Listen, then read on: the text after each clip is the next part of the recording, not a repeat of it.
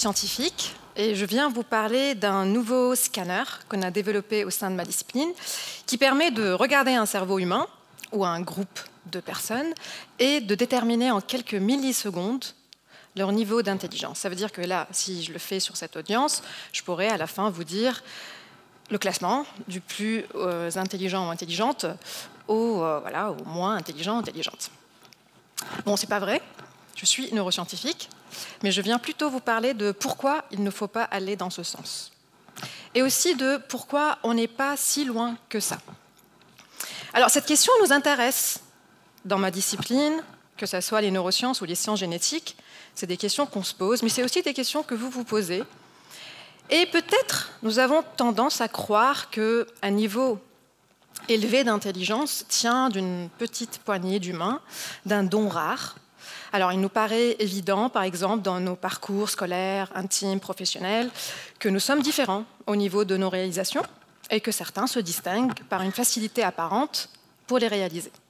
Donc, il est incontestable que certains réussissent mieux que d'autres et que cette réussite leur profère des privilèges que d'autres n'ont pas.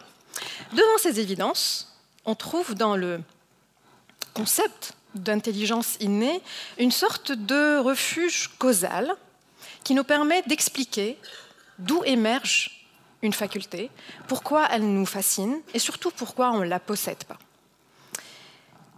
Tout au long de l'histoire scientifique de l'intelligence, les chercheurs se sont interrogés sur comment est-ce qu'on peut identifier, comment est-ce qu'on peut évaluer l'intelligence humaine, avec des méthodes plus ou moins risibles. Au XIXe siècle, par exemple, ils se passionnaient pour le lien entre la taille du cerveau et l'intelligence. Sans pouvoir accéder directement au cerveau, ils utilisaient la taille de la tête pour évaluer l'intelligence. Gustave Le Bon, qui est un Parisien intéressé par la psychologie et l'anthropologie, il était un fervent défenseur de cette recherche. Alors lui, il tenait particulièrement à démontrer l'infériorité des races non européennes, mais quand même, il avait la même affection pour les femmes. Donc, il développa un céphalomètre portable qu'il amena avec lui partout et mesurait la tête des gens. Et de toute évidence, la nature a accordé quelques onces supplémentaires aux hommes blancs, ce qui explique leur supériorité intellectuelle et justifie leur accès aux positions de pouvoir et d'influence. Et petit à petit, on a commencé à se rendre compte qu'il y a certains hommes blancs éminents qui avaient des petites têtes. Et donc, on s'était dit qu'il faut qu'on se distancie de cette méthodologie. Et plus tard, elle a été réfutée, cette craniologie. Mais d'autres méthodes qui démontrent des différences biologiques entre les groupes humains attendaient quand même dans les coulisses. Une différence de taille de cerveau, une bosse, une anatomie. Et toutes ces méthodes cherchaient obstinément à réduire ce trait complexe à un seul niveau. Et toutes ont été instrumentalisées pour signifier que les hommes, les blancs, les riches, méritaient leur position de pouvoir parce que naturellement, biologiquement, ils seraient plus intelligents que les femmes, les pauvres et les minorités raciales. Alors là, vous pouvez peut-être vous dire « oui, mais ça reflète la pensée de l'époque, ces vieux préjugés sont balayés aujourd'hui ». Mais en fait, ce n'est pas vrai, parce que même aujourd'hui, il y a encore des explications déterministes qui vont lier nos aptitudes intellectuelles à un niveau génétique ou à une partie de notre cerveau. À la fin du XXe siècle, l'avènement des nouvelles technologies d'imagerie ont offert des cartes merveilleuses qui nous donnent l'illusion d'une fenêtre sur le cerveau. Vous avez des images d'IRM fonctionnelles qui continuent à alimenter des fausses représentations qui sont alimentées par la presse populaire et qui continuent à aggraver des pensées pseudo-scientifiques, comme par exemple que les femmes seraient plus bavardes, ou qu'elles sont incapables de lire des cartes routières, ou que les hommes seraient biologiquement plus doués pour les mathématiques et la prise de risque. Il y a des analyses génétiques qui continuent, sous couvert de scientificité, de signifier que les enfants issus de familles riches ont un QI naturellement supérieur, ce qui explique leur réussite scolaire et sociale, donc justifiant par des explications biologiques des hiérarchies sociales et économiques. Ironiquement, à l'échelle universelle, les personnes qui ont un QI supérieur, mais issues de familles pauvres, réussissent moins que des personnes qui ont un QI inférieur, mais issues de familles riches. Ça veut dire, si vous êtes très favorisé génétiquement, mais pauvre, vous avez moins de chances de réussir que quelqu'un de défavorisé génétiquement, mais riche. D'autres types de privilèges semblent l'emporter sur notre biologie. Les hommes blancs gagnent plus que les hommes noirs, plus éduqués. Et les hommes gagnent plus que les femmes, également instruites. Donc les structures sociales semblent déterminer beaucoup plus que notre biologie. Et elles ne déterminent pas simplement nos droits, mais aussi la manière avec laquelle on se perçoit intellectuellement. Ça veut dire si on se considère intelligent ou pas, ce qui a un impact profond sur notre motivation, sur notre persévérance et sur nos aptitudes à répondre aux tests d'aptitude intellectuelle. Donc, si, à force de circonstances, vous n'avez pas accès à la bonne formation, au bon dispositif, aucun avantage génétique ne garantit que vous allez réussir. Ceci nous apprend quelque chose d'essentiel sur la nature de l'intelligence et son lien avec la réussite. Nous avons beaucoup de chances de la réaliser dans un contexte privilégié et beaucoup moins de chances de la réaliser dans un contexte instable. Notre capacité mentale ne dépend pas que de nous. Et le droit de vigilance scientifique face au détournement de la science est plus que jamais d'actualité. Parce que même avec toutes les avancées des neurosciences et des sciences génétiques, nous savons qu'un examen détaillé des gènes ou des zones de cerveau ne rend pas compte de notre complexité humaine.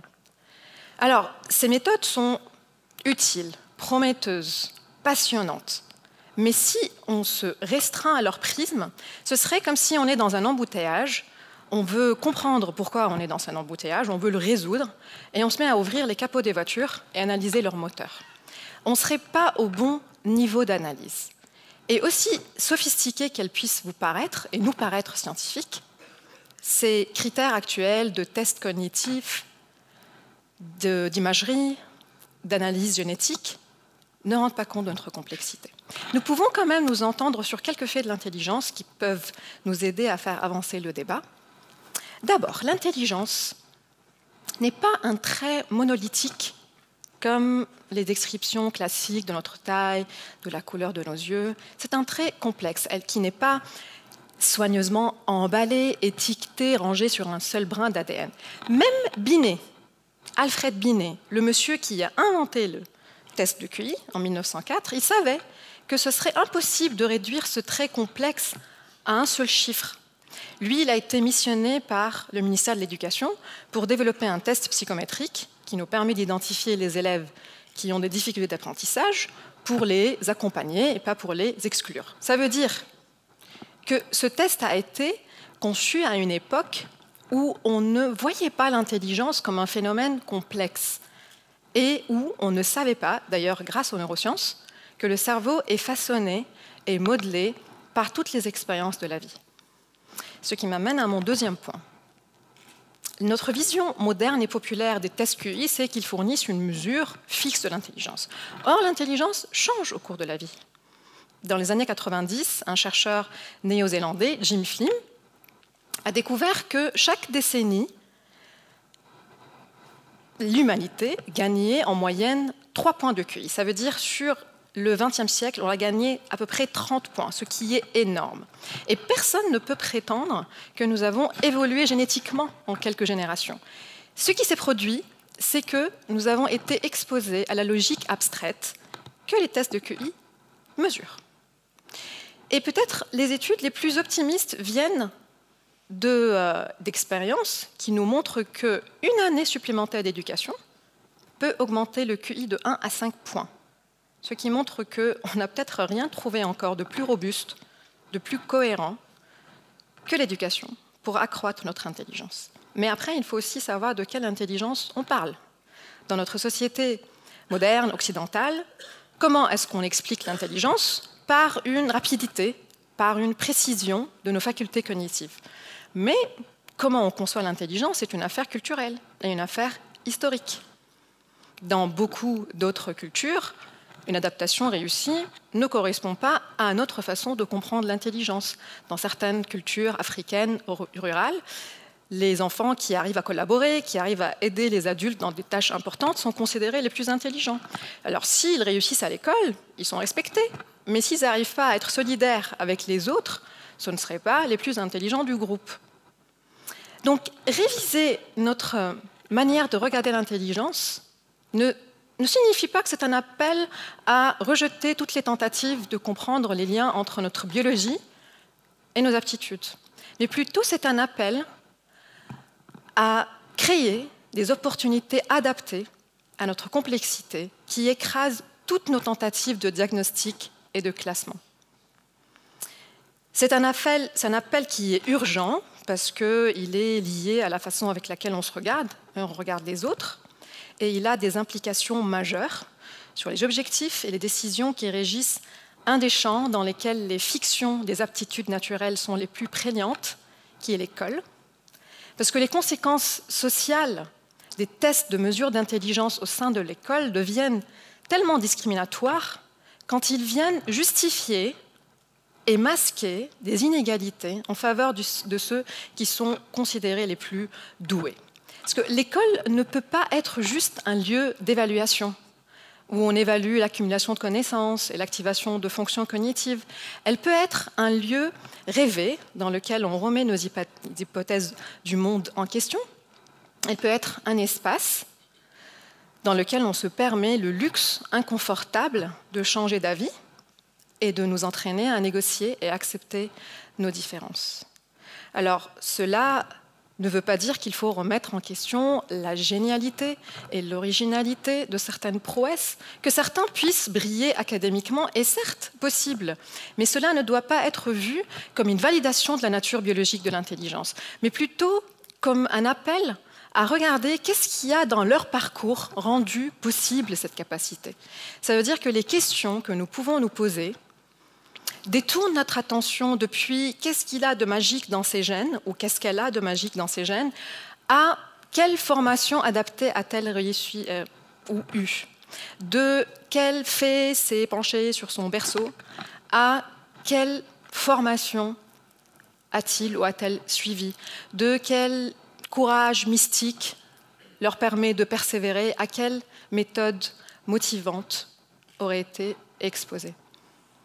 Et cela ne nous interdit pas de nous émerveiller de ce que la démarche individuelle et singulière peut produire et de ce que le processus de pensée peut générer en essais, en erreurs, en rêverie, en improvisation, en incertitude.